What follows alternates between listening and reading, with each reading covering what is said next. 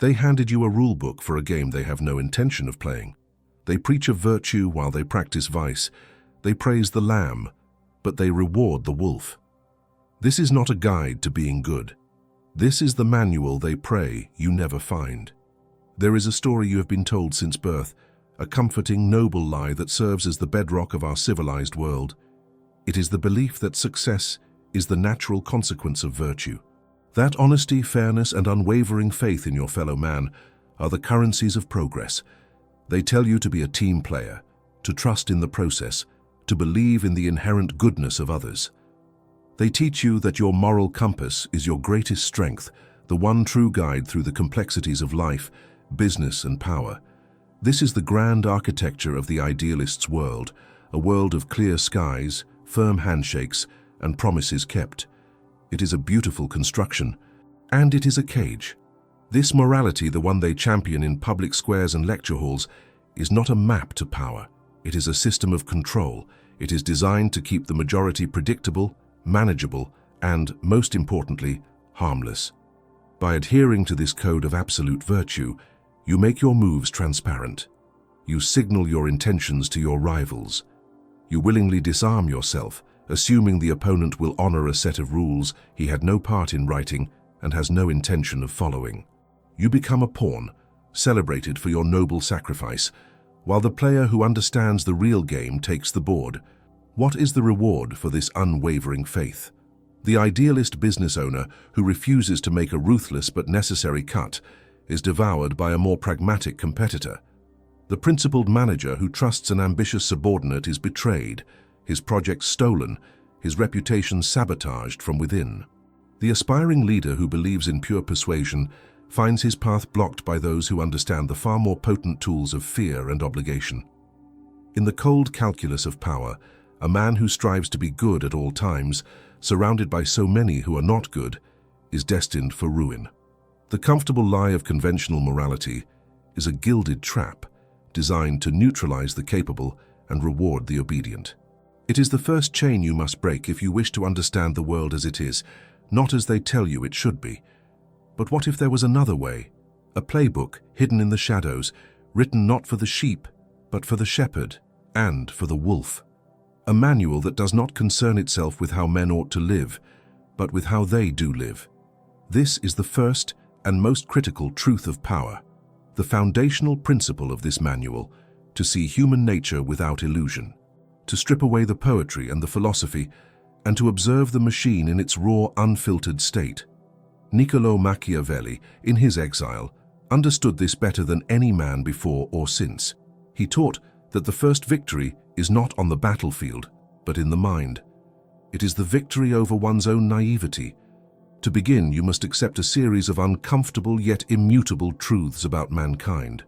Men are, in his words, ungrateful, fickle, simulators and dissimulators, shameful of danger and greedy for gain. They will follow you as long as you are successful, but they will abandon you at the first sign of adversity. They are more easily swayed by a perceived threat to their property than by the memory of a past kindness. Indeed, a man will sooner forget the death of his father than the loss of his inheritance. This view is not pessimism, it is clarity. It is the cold diagnostic eye of a physician examining a disease. To wish for men to be angels is to plan for a world that does not exist. The true estratega, the true prince, builds his fortress on the bedrock of reality. He understands that love is a bond of obligation, which men, being wicked, will break whenever it serves their advantage. But fear is a bond held by a dread of punishment, which never fails. He does not lament this truth, he harnesses it. He learns that the loyalty of others is not earned through affection, but through a calculated mixture of self-interest and controlled intimidation.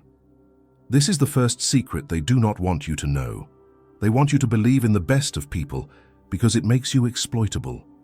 The playbook demands the opposite. It demands you see the selfishness, the fear, and the ambition that truly drives the human heart. Because only by understanding these powerful primitive currents can you ever hope to channel them. Only by accepting the world in its harsh, unvarnished reality can you begin to impose your will upon it. This is not cynicism. This is the beginning of wisdom. It is the first and most vital chapter in the art of power. The world operates on two sets of rules, the one they teach you and the one they use. Understanding the difference is the first step to mastery. Comment "I see the game" if you are ready to learn the real rules, and subscribe for the coming chapters on the forbidden tools of power. You have now stepped beyond the veil, leaving the comforting lie behind. You have accepted the first difficult truth about the nature of man. But acceptance alone is not power. It is merely the diagnosis. The next chapter of the playbook is about the cure, or more accurately, the treatment. It details the instruments of influence, the forbidden tools that are never spoken of in polite company, but are used daily in the corridors of power. These are not weapons of iron and steel, but of perception, timing, and psychological leverage. To the uninitiated, they appear as acts of cruelty or cynical manipulation. To the master strategist, they are the dispassionate application of immutable laws.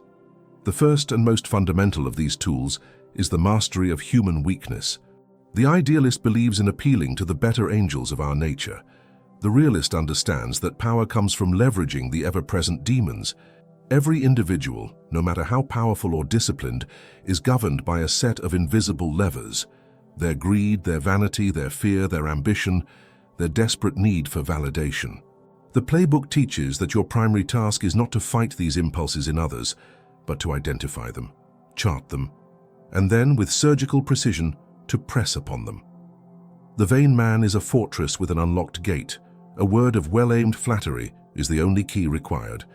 He will trade state secrets for a compliment that reinforces his self-image. The greedy man is a river that will always flow towards the promise of profit. You do not need to force him, only to dig a channel in the direction you desire him to go.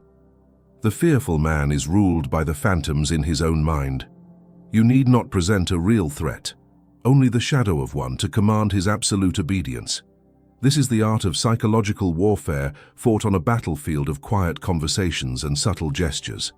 It is about understanding that you can control a person completely once you understand what they secretly crave or what they secretly dread. They believe they are acting of their own free will, while all along they are merely responding to the pressures you have expertly applied to the hidden fractures in their soul. This is not about brute force. It is about elegant, invisible control. The second tool is a duality, a principle of immense power that lies in the delicate balance between giving and taking away. It is the mastery of calculated generosity and the decisive offense. First, let us dismantle the myth of kindness. Constant generosity is not a virtue, it is a strategic blunder. When benefits are dispensed freely and frequently, they cease to be gifts. They become expectations. Soon, they are entitlements. The moment you fail to provide, you are seen not as a leader who has hit a temporary limit, but as a tyrant who has broken a sacred promise. The playbook, therefore, teaches that generosity must be used like a rare and potent spice, not like common salt. It must be dispensed slowly in small measures so that each instance is savored and remembered. A strategic act of magnanimity delivered at a critical moment can purchase a loyalty that a lifetime of mild kindness never could. It creates a powerful sense of personal debt, an obligation far stronger than any contract. This is weaponized gratitude. It is the art of making a man feel that he owes you his success, his position, his very security. The other side of this coin is the application of offense. The common leader, plagued by a desire to be liked, applies pressure hesitantly. He issues small punishments, hoping to correct behavior without causing too much upset. This is a fatal error. Injuries inflicted little by little do not reform, they inflame. They grant the recipient time to grow accustomed to the pain, to resent it, to plot against its source. A slow, lingering cruelty breeds a unique and potent form of hatred. The Machiavellian path is entirely different. The playbook dictates that when an offense is necessary, it must be total, decisive, and executed in a single stroke. All the necessary dismissals, all the painful restructuring, all the harsh but vital measures must be done at once. The shock is severe, but it is brief. The memory of the pain is singular, and with time, it fades. The people, having endured the storm, are simply relieved to find stability in its aftermath. The strategist does not enjoy this process. He understands its grim necessity. He acts like a surgeon who cuts deep and fast to remove a cancer, knowing that a timid incision will only agitate the tumor and kill the patient.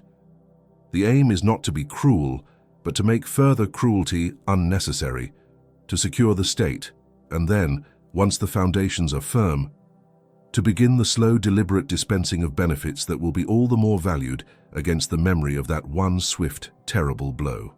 The final forbidden tool we shall address in this chapter is a principle of action, the absolute rejection of neutrality. The timid and the hesitant believe that safety lies in the middle ground, in refusing to take a side. They hope to offend no one and thus preserve themselves.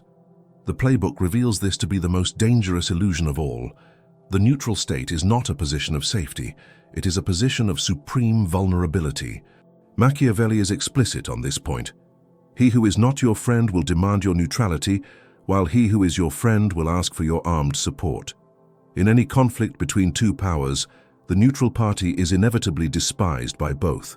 The loser will resent you for not coming to their aid. The winner will view you with contempt, seeing you as a weak-willed and unreliable entity, fit only to be conquered, for you have offered them no support in their time of risk. You gain no allies and you earn no respect.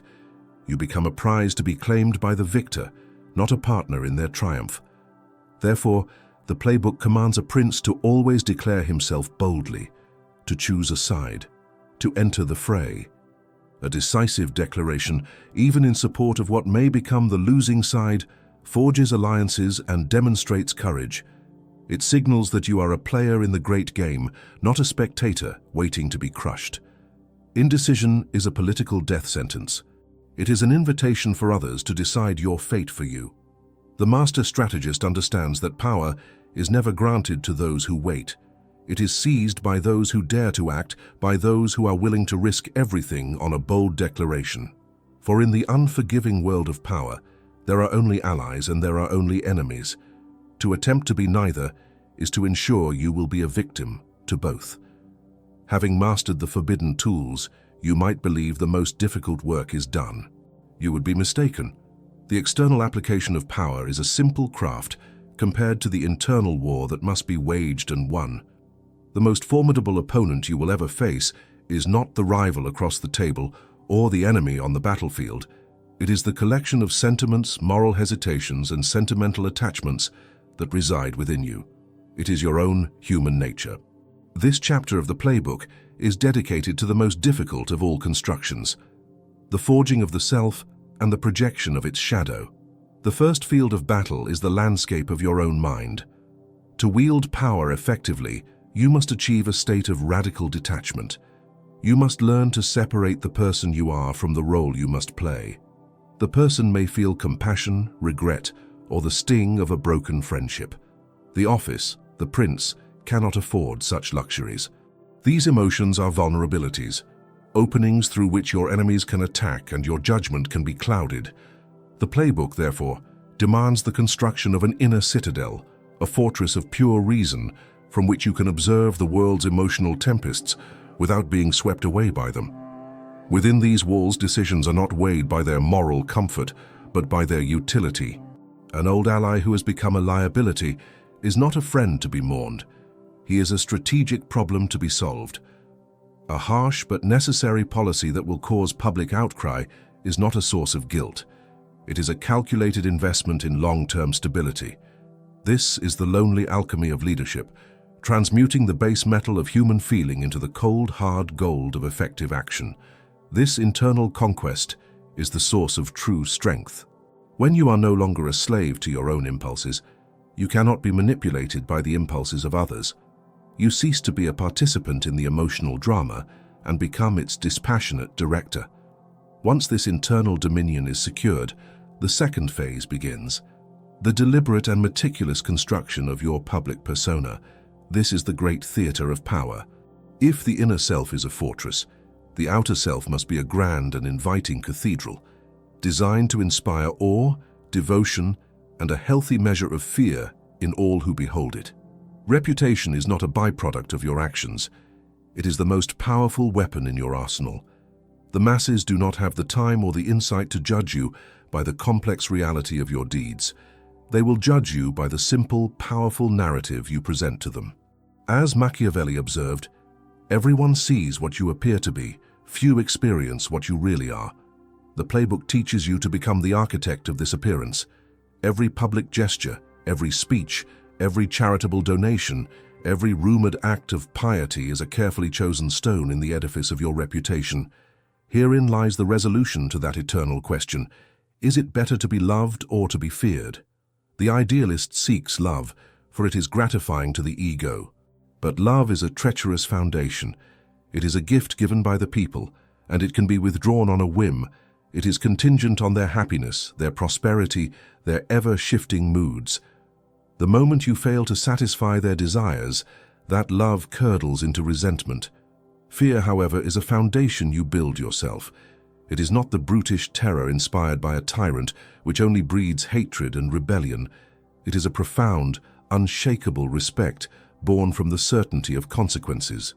It is the fear of challenging a force that is consistent, decisive, and overwhelmingly potent. Love is a request for loyalty. This fear is a demand for it. While the loved ruler is vulnerable to every shift in public opinion, the feared ruler controls the very climate in which that opinion is formed. The ultimate goal, then, is to be feared for your power, but never hated for its application. Hatred is born from capricious cruelty, from violating the property and honor of your subjects. Fear is maintained by a stern, predictable, and impartial justice, even when that justice is severe. To achieve this delicate balance, you must become a master of the chameleon's art. The Playbook demands that a prince must appear to possess all the conventional virtues, even, and especially, when he is acting contrary to them. He must seem merciful, faithful, humane, upright, and above all, religious. The appearance of piety is particularly potent, for it cloaks your political ambitions in the mantle of divine will, making your authority seem not just necessary, but righteous. You must be able to enter a room and convince everyone of your sincere compassion, just moments after approving a measure that will bring ruin to your enemies. You must project an aura of unwavering integrity, while maintaining the mental flexibility to break your word the instant it ceases to serve the interests of the state. This is not hypocrisy.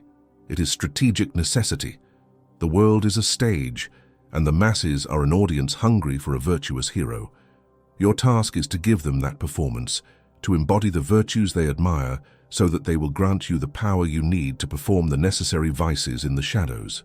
This is the ultimate duality, the inner calm of the detached strategist and the outer passion of the beloved, respected, and deeply feared leader. Master this, and you will not merely rule, you will reign. You have journeyed into the shadows where power is forged. You have learned to conquer the self, to architect a reputation, and to wield the forbidden tools of influence. You have been given the keys to the inner chambers of the great game. But this knowledge is a loaded weapon, useless without the courage and the precision to use it. Now you stand at the threshold of the final lesson, the execution of the masterstroke and the construction of a legacy that defies the erosion of time. Before the strategy for this immortal play is revealed, ensure you are subscribed, for the ultimate wisdom is reserved only for those who are committed to seeing the game through to its very end. The culmination of all your preparation, all your study, all your dispassionate analysis, is not a series of small victories, but a single cataclysmic event. This is the point of rupture. It is not merely a move on the chessboard, it is the fundamental act of shattering the board and replacing it with one of your own design. Fortune, as the ancients knew, is a raging river, and in times of flood it sweeps all before it. The unprepared man builds a flimsy shelter and prays. The strategist, the man of virtue, spends his years of calm studying the currents, building dikes and digging channels. He does not seek to stop the river. That is impossible. He seeks to direct it. The masterstroke is the moment he dynamites a single critical levy, unleashing the full violent force of circumstance in a direction of his choosing, a direction that will annihilate his adversaries and irrigate his own fields. This is the convergence of preparation and opportunity. It is the decisive blow, executed with blinding speed, that your opponents never see coming because they are too busy playing by the old rules. This action must be total and terrifying in its efficiency. Whether it is a corporate restructuring that eliminates all internal rivals in a single afternoon, a political maneuver that exposes and neutralizes an entire faction overnight, or the launch of a disruptive innovation that makes all competition obsolete in a flash, the principle remains the same. It must be executed as a single, indivisible act. As the playbook dictates, injuries must be inflicted all at once, so that the less they are tasted, the less they offend. A single profound shock induces paralysis. It overwhelms the capacity of your rivals to react. Before they can comprehend the attack, the battle is already over. A new reality has been established. This speed is critical because it denies your enemies the one resource they need most: time. Time to rally, time to conspire, time to sow public doubt. By the time they recover their senses, you are already the master of the new terrain, and their protests are nothing more than the irrelevant echoes of a world that no longer exists. This is not simply winning, it is redefining victory itself. But here lies the most perilous moment for the new prince. The temptation after the rupture is to rest, to savor the victory. This is the moment of greatest vulnerability. A successful revolution can be undone in a week if its gains are not immediately solidified. The immortal play is not just the act of seizure, it is the methodical, painstaking work of consolidation that follows. The true victory is not the event, but the enduring stability it creates. Your work is not done, it has just begun. Immediately you must begin to construct the foundations of your new order. Power, newly won, is volatile and personal. It must be transformed into authority, which is stable and institutional. You must become an architect of permanence. This is achieved by establishing new pillars for the state. First, you must introduce new laws and customs that reflect and reinforce your new reality. These laws are the skeleton of your regime, giving it structure and legitimacy. Second, you must create a new class of dependents, elevating men of talent and ambition who owe their newfound status entirely to you. Their loyalty will not be a matter of sentiment, but of ruthless self-interest. Your survival is synonymous with their own. They become the muscle and sinew of your rule. Finally, and most importantly, you must craft a new narrative, a new mythology for the state that justifies the rupture and frames your ascendancy not as a conquest, but as a necessary and heroic salvation. This narrative is the soul of your legacy. When the people believe in the righteousness of your order, your authority becomes unshakable. It ceases to be a function of force and becomes an article of faith. In the final analysis, the playbook that Machiavelli wrote is not a manual for evil. It is a guide to efficacy. It strips away the comforting illusions of morality to reveal the raw mechanics of the world. It does not ask if an action is good or bad in the abstract. It asks only, does it serve the preservation and strengthening of the state? Does it create order where there was chaos? Does it provide stability in a world that is inherently unstable?